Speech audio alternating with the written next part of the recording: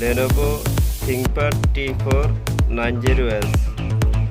এটার প্রবলেমটা হচ্ছে নো ডিসপ্লে। এটা নতুন ডিসপ্লে লাগিয়ে দেখার পরও সেম সমস্যা, ডিসপ্লে আসে না। ইন্টারনাল ডিসপ্লে আসে না, এক্সটার্নাল ডিসপ্লে আসে। তো আমরা মাদারবোর্ডটা ঘুরে দেখছি, দেখার পরে দেখলাম যে ছোট একটা ফিউজ কাটা ছিল, যার কারণে ডিসপ্লে আসে না। এখন আপনাদের আমরা ডিসপ্লেটা এনে দেখিয়ে দিব ডিসপ্লে আসে কি না।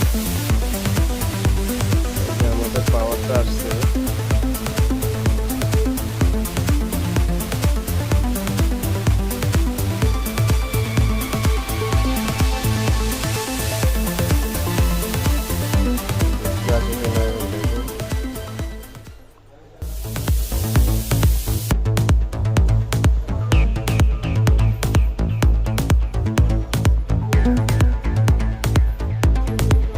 আমাদের ডিসপ্লেটা চলে এসছে।